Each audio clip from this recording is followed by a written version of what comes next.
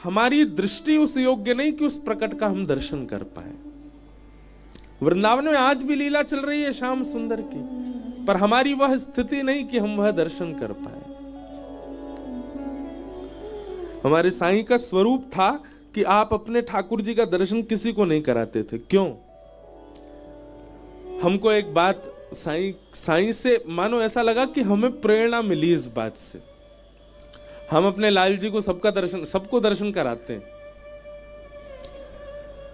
पर साईं सबको अपने ठाकुर जी का दर्शन नहीं कराते थे। और किशोरी जी का एक श्री स्वरूप साईं की पगड़ी में सदा विराजता था। तो साईं किसी को अपनी ठाकुर जी का दर्शन नहीं कराते थे।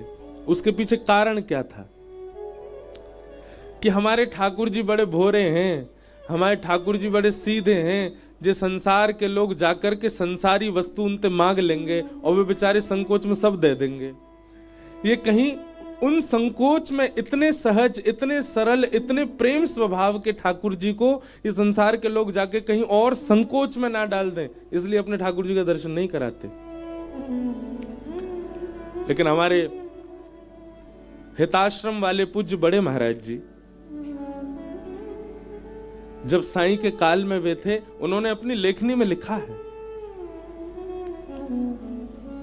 कि वे जब साईं से मिले तो उन्होंने सबने सुना ही था, वृंदावन में सबको पता था कि भाई कोकिल साईं जी किसी को अपने ठाकुर जी का दर्शन नहीं कराते। उनको ये भय है कि ये संसार के लोग हैं, कहीं जाके कुछ मांग ना लें ठाकुर जी से, ठाकुर जी को संकोच में ना डाल दें। तो हिताश्रम वाले पूज्य बड़े महाराज जी ने साईं से एक दिन ऐसे ही सहजता में कहा, देखें हमको मना करेंगे कि नहीं। आपने कहा अपने ठाकुर जी का दर्शन करा दो। तो साईं तुरंत बोले, हाँ जी चलिए कराता हूं दर्शन। लेकर के जाने लगे तो हिताश्रम वाले पूज्य महाराज जी ने मार्ग में ही कहा, साईं हमने तो सुना है कि आप अपने ठाकुर जी का दर्शन नहीं कराते किसी को, पर हमने एक बार कहा और आप तुरंत कह रहे हो चलो आपको दर्शन करा दें। तो साईं बोले, आप राधा वल्लभी महात्मा हो, आप राधा वल्लभ संप्रदाय के हो, और श्री राधा वल्लभ संप्रदाय में ठाकुर जी तो मांगो ना जाए, ठाकुर जी को दियो जाए। या हमारे आप अधिकारी हो उनके दर्शन के। आप पे हमें भरोसा है कि आप कछु ठाकुर जी से मांगोगे नहीं, आप दे के ही आओगे। इसीलिए यहाँ इस आंगन में सब आशीष ही देते हैं, सदा प्रसन्न रहो। यहाँ पूरी दुनिया में हम कथा करने जाते हैं, सब जगह लोग हमको प्रणाम करते हैं, पर साईं के आंगन में यहाँ सब हमको आशीर्वाद देते हैं, महाराज जी खुश रहो, महाराज जी प्रसन्न रहो। यहाँ ठाकुर जी को भी दिया जा रहा है, आत्मसमर्पण का भाव है यहाँ पर, मांगने की स्थिति नहीं। सोने का छत्र चढ़ाएंगे ये दे दो, ऐसा करेंगे ये दे दो, मांगने की प्रथा लगभग सब जगह है। हमारे हिंदू सनातन मंदिरों में भी सब जगह लोग, कहीं पता चल जाए यहां मनोकामना पूरी होती है तो सब लोग वहां मांगते हैं। पर वास्तव में सत्य बताएं, वृंदावन मांगने की जगह है ही नहीं। वृंदावन तो लौटावे की जगह है, वृंदावन तो देवे की जगह है, वृंदावन तो बटवे की जगह है। साईं का ऐसा प्रेम अपने ठाकुर जी, तब से हमारे मन में पता नहीं क्यों व्याकुलता हुई जब से ये हिताश्रम वाले महाराज जी की बात सुनी कि भैया हम भी अपने लाल जी का दर्शन सबको कराते हैं। और निश्चित है कि संसार के सब लोग जाकर के, छोटे से लाला हमारे 3-4 साल के, उनसे जाके जाने क्या क्या मांगते होंगे। तो इस कथा से हम एक नियम बना रहे हैं यही साईं के आंगन से, कि आज के बाद हमारे लाला को दर्शन करोगे तो आपको सौगंध है कि उनसे कुछ मांगोगे नहीं। कुछ नहीं मांगना है। तो जो भी दर्शन करने जाएंगे लाल जी का, हम सबको कसम दे के भेजा करेंगे उन्हीं की। तुमको तुम्हारी सौगंध है, अगर तुमने ठाकुर जी से कुछ मांगो तो। नेक्स्ट लाला हमारो, ये लेख क्यों आया मेरे सामने, ये बात मुझे क्यों पता चली साईं के आंगन में आने से पहले। मानो साईं ने कथा प्रारंभ से पहले ही दक्षिणा दे दी। बोले अपने लाला को ने हृदय में छुपाए के रखो, ये सब संसार के लोग कछु मांग सके उनते, जैसे साईं ने श्री जी को छुपा के रखो अपने पास। ऐसे भैया अपने अपने ठाकुरन को भी खूब सजाओ धजाओ, खूब आनंद से उनको तैयार करो। पर अपने पास ही रखो, छुपा के रखो। रसिक प्रीतम हित चित्त की बातें, श्री गिरधारी जी सो कहिए, तलहटी गोवर्धन की रहिए। तो ऐसे हम को ये आंगन है हमारे स्वामी शेखानंद जी महाराज का, इसीलिए प्रेम नहीं था उनसे। आज महाराज जी के श्री स्थान से हमारे पूज्य महाराज जी आए हैं, आपको बारंबार प्रणाम करते हैं। सच्चिदानंद रूपाय विश्वोत्पत्त्यादि हेतवे, तापत्रय विनाशाय श्री कृष्णाय वयं नमः। 3 रूप, 3 गुण और 3 कर्मों की चर्चा महात्मा के प्रथम श्लोक में है। बहुत ध्यान से सुनो सब लोग।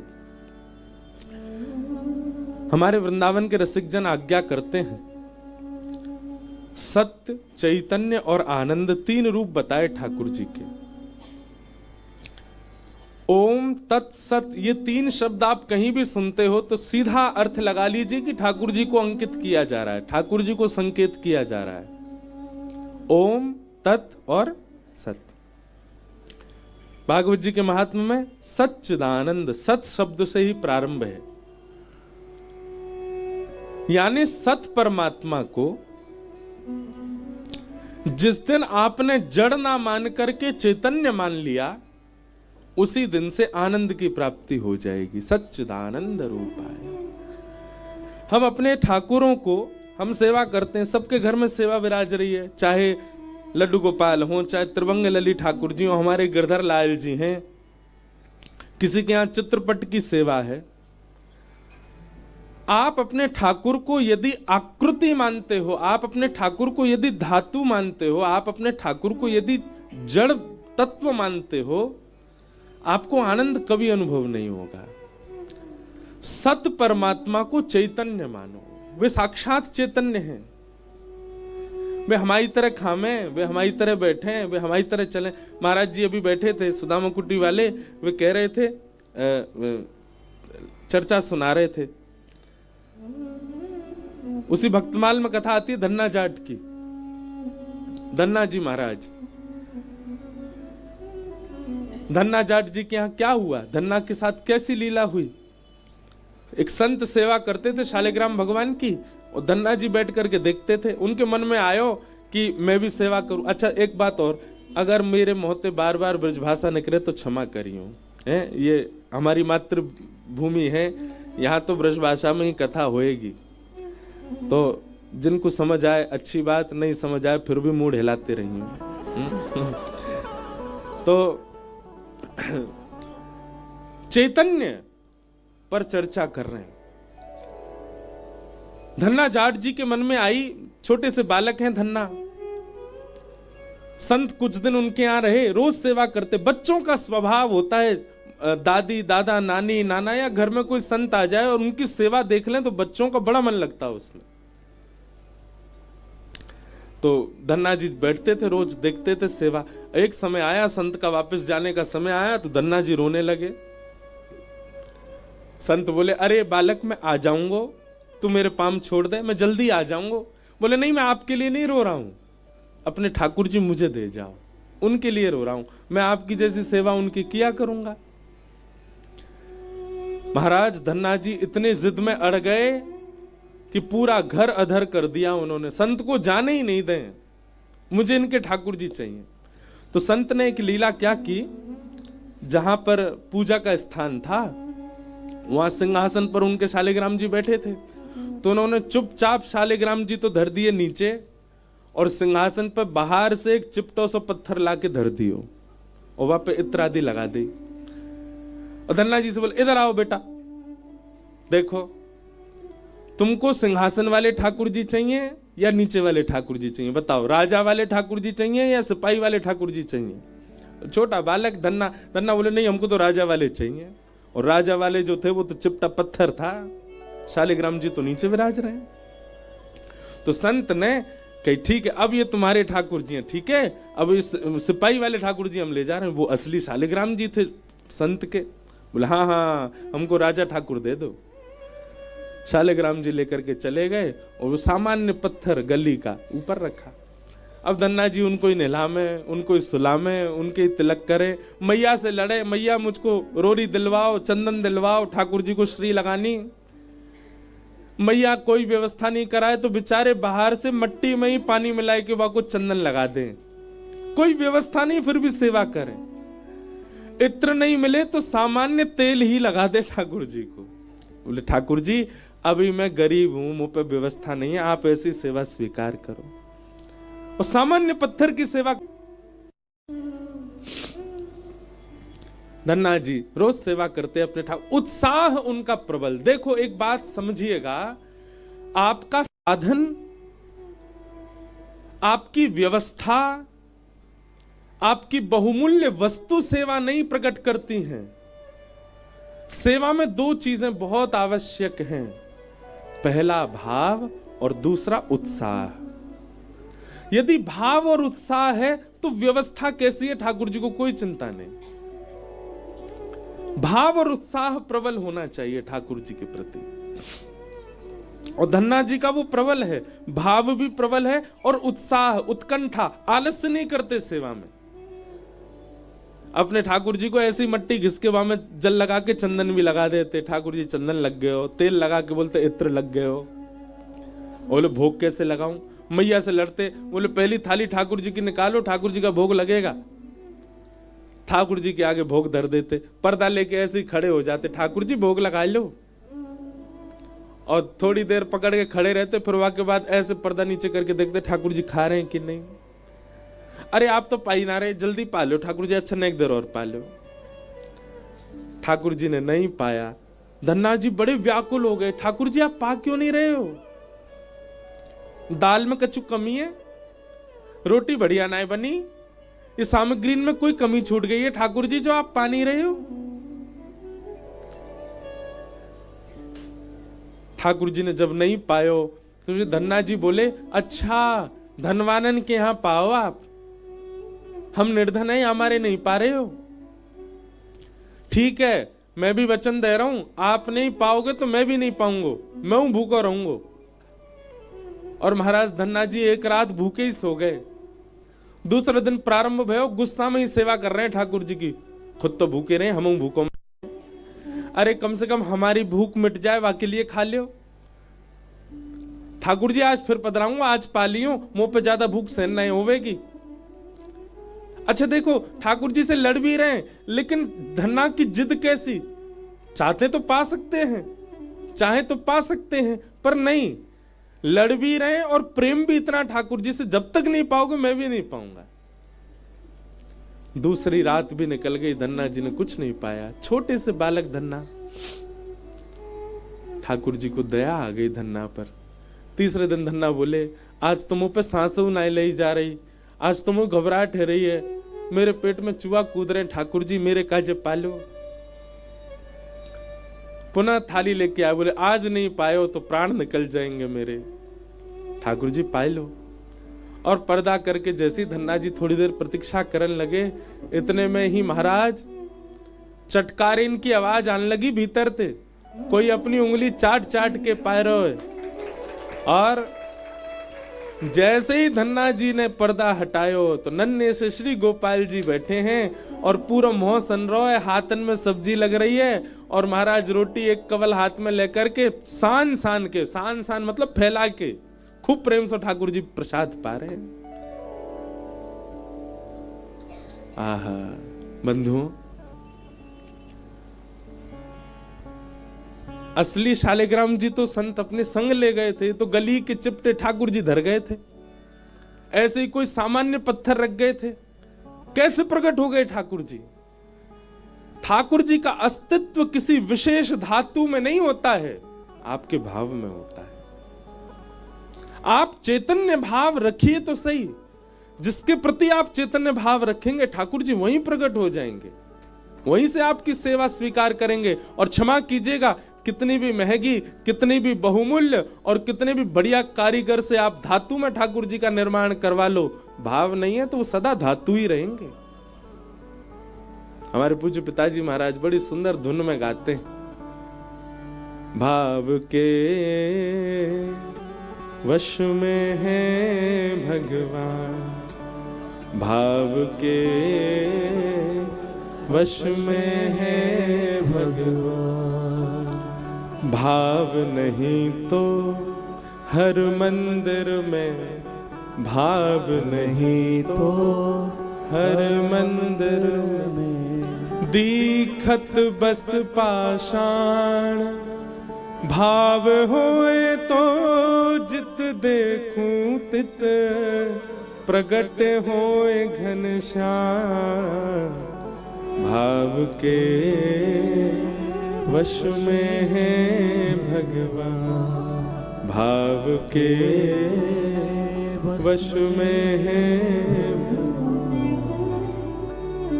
ठाकुर जी प्रकट हो गए धन्ना के लिए और प्रेम से पाने लगे। कुछ दिन बाद धन्ना जी बड़े हो गए, ठाकुर जी को अपने गोजा, गोजा बोलते हैं जेब को, जेब में धर के ले जाते गैया चरावे के लिए।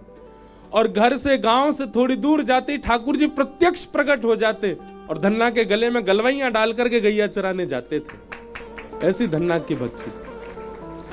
कुछ साल बाद उन संत का वापस आगमन हुआ धन्ना जी के यहाँ।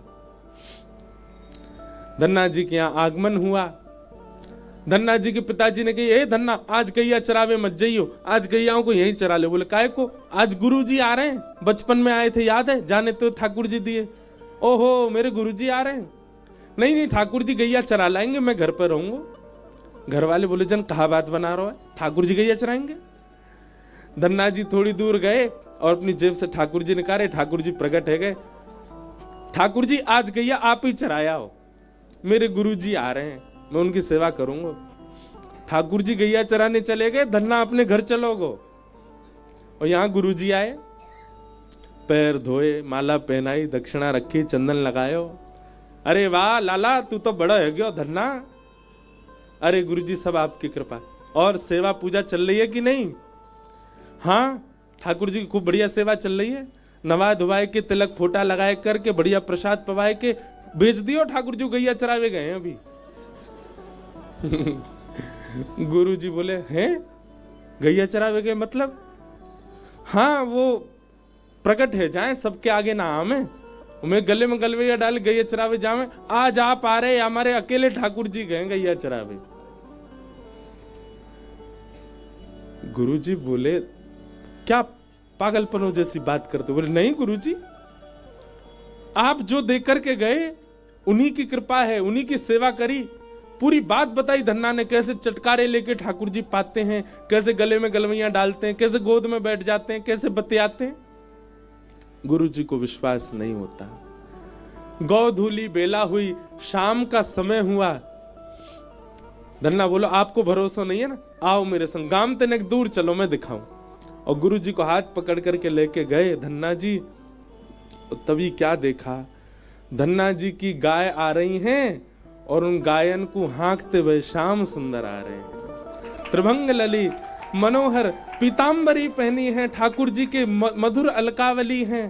तम गो रजत छुरित कुंतल वद्दवरह, वन्य प्रसून रुचिरे छड़ चारुहासम।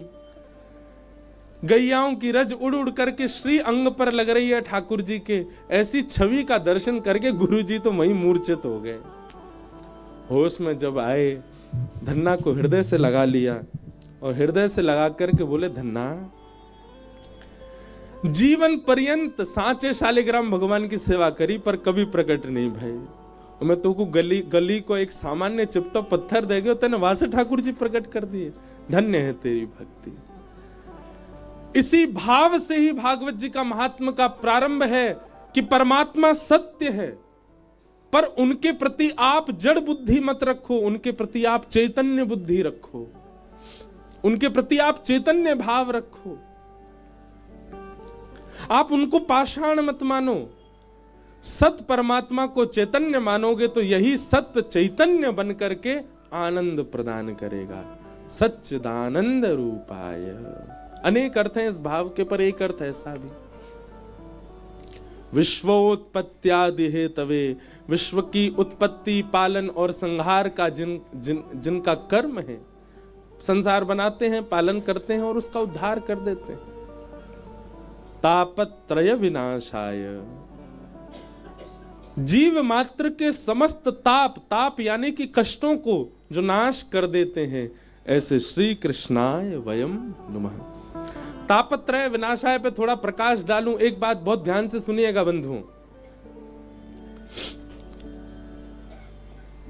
मेरी शरण में आने वाले के समस्त तापों को मैं नाश कर देता हूं। ठाकुर जी अगर ये बात कह रहे हैं तो हम व्यास हैं, कल हापुड़ कथा विराज विश्राम करके आए, आज यहां प्रारंभ कर रहे हैं। 5 तारीख को यहां विश्राम करेंगे, 6 से ऋषिकेश में प्रारंभ करेंगे। हम तो इतनी लीला गा रहे हैं ठाकुर जी की, तो मुझे तो जुकाम होना ही नहीं चाहिए था। तापत्रय विनाशाय, सब प्रकार के ताप दूर करने वाले हैं ठाकुर जी। तो हमारे जीवन में कभी मानसिक रोग, कभी शारीरिक रोग, कभी व्यवहारिक रोग मुझ जैसे को भी स्पर्श नहीं करे। भले ही हम भक्त नहीं, पर कथा तो गाते हैं ठाकुर जी की। इसका मतलब क्या है? आपके प्रारब्ध में जो जीवन में आना है वो तो आएगा, उसको आप दूर नहीं कर सकते। लेकिन श्री ठाकुर जी की शरणागति से उस आने वाले कष्ट का प्रभाव आपको अनुभव नहीं होता, आपको पता नहीं चलता। समझ रहे हैं ना बात को? मानसिक पीड़ा आ सकती है, शारीरिक कष्ट आ सकता है, व्यवहारिक संसारिक कष्ट जीवन में आ सकता है। ठाकुर जी की शरणागति जो ले लेता है उसको फिर कष्टों का अनुभव नहीं होता, वो सामान्य हो जाता, वो सम हो जाता। क्या मीराबाई के जीवन में कष्ट नहीं था? क्या सूरदास जी के ना नेत्र होने का उनको कष्ट नहीं था? क्या रैदास जी को, क्या कबीरदास जी को, जितने भी भक्त आप उठा लो, क्या उनके जीवन में कष्ट नहीं था?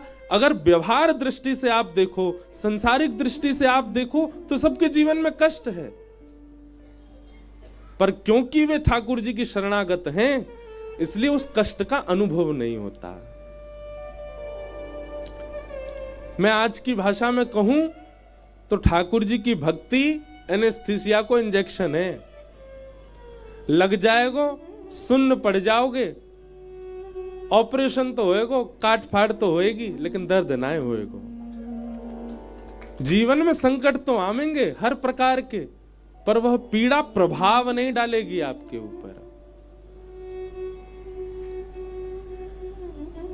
मीराबाई का एक बहुत सुंदर पद है। मीराबाई कहती हैं, किसी ने उनसे कहा कि अरे तुम ये ठाकुर जी के गुण मत गाया करो, ये राणा जी तुम पर बहुत ज्यादा कष्ट देते हैं, किसी दिन तुमको ज्यादा कष्ट ना दे दें, विष पिलाने का प्रयास करते हैं, सर्पों से डसवाने का प्रयास, सब प्रकार से प्रयास करते हैं, ये कहीं कोई बड़ा षड्यंत्र ना रचा दें। तुम ठाकुर जी को भजना छोड़ दो मीरा, और कम से कम भजो तो एकांत में भजो, उनके सामने मत भजा करो। मीराबाई कहती हैं, मैं तो गोविंद रा गुण गासूं, राणा जी रूठे तो मने काए करसी। मैं तो गोविंद रा गुण गासूं, मैं तो गोविंद रा गुण गासूं, राणा जी रूठे तो मने काए करसी। मैं तो गोविंद राम गासूं, राणा जी रूठे तो मने काए करसी। ओ मैं तो गोविंद राम गुण गासूं, राणा जी रूठे तो मने काए करसी। तो गोविंद राम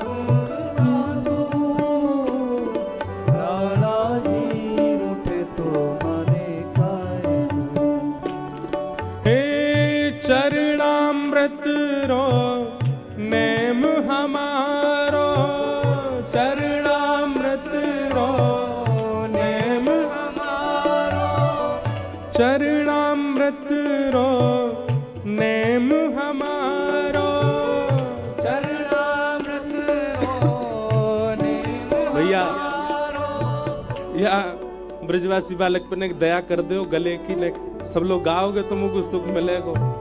मैंने एक धीरे गाऊं, आपने एक जोड़ते गाओ। चरणामृत रो नेम हमारो, चरणामृत को नेम हमारो, चरणामृत रो नेम हमारो, चरणामृत रो नेम हमारो। मैं तो नित उठ दर्शन जासू, राणा जी रूठे तो मने काय करसी। मैं तो नित उठ दर्शन जासू, राणा जी रूठे तो मने काय करसी। तो मैं तो गोविंद रा गुण गासू, राणा जी रूठे तो मने काय करसी। तो गोविंद रा गुण गासू, राणा जी रूठे तो मने श्री राधा रमण लाल की।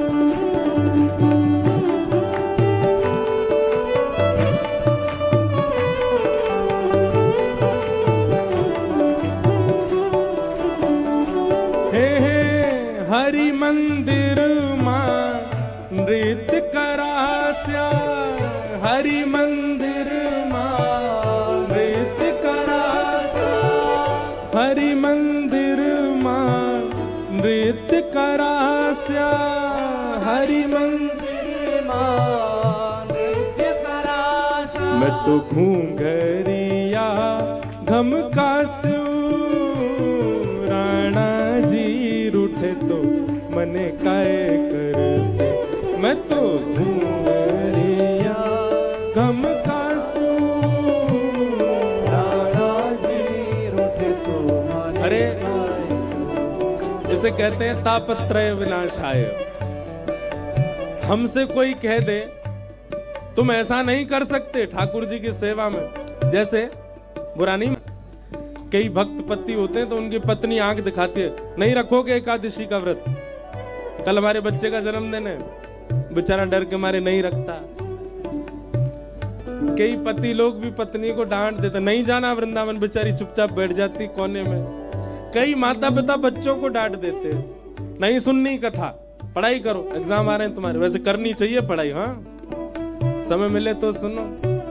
पर ये सारे तो एक व्यवहारिक कष्ट मैंने बताए, लेकिन संसार कई कष्ट हमको देता, उन कष्टों के कारण हम ठाकुर जी के भाव को पीछे छोड़ देते। मीराबाई कहती है कष्ट प्रधान नहीं है, भाव प्रधान है, हमारी सेवा प्रधान है। अरे कष्ट आवे हम उसको प्रधानता क्यों दें? हमारी क्या स्वभाव बन गया? कष्ट जीवन में आया, हम आसन कुर्सी लगा के उसको पहले बैठाते हैं, प्रायोरिटी उसको देते हैं। जैसे फ्लाइट में जाना हो, बिजनेस क्लास वाले को प्रायोरिटी मिलती है, हाँ? हमने बिजनेस क्लास दे रखी है कष्टों को, जबकि उसकी होनी चाहिए इकोनॉमी, नहीं जनरल में जाना चाहिए उसको, तो पीछे पड़ा रहे। लेकिन हम उसको इतनी फर्स्ट प्रायोरिटी देते हैं। हमारे जीवन में चाहे कुछ चल रहा हो, लेकिन कष्ट आ जाए तो हम सबसे पहले उसको स्वीकार करते हैं, ओहो ये आ गया, अब सब काम बाद में, ये पहले। लेकिन भक्त का ये स्वभाव नहीं है। भक्त का स्वभाव क्या है? पहले ठाकुर जी। कष्ट आया है, चाहे शारीरिक कष्ट है, मानसिक कष्ट है, विचार का कष्ट है, भाव का कष्ट, सब पीछे देखेंगे, पहले ठाकुर जी को देखेंगे। मीराबाई कहती है मैं तो मंदिर में नाचूंगी, और नाचूंगी नहीं, घूमर करूंगी ठाकुर जी के आगे। राणा जी रूठे तो मने काय करसे, मैं तो गोविंद राम गासू। राणा जी रूठे तो मने काय करसे,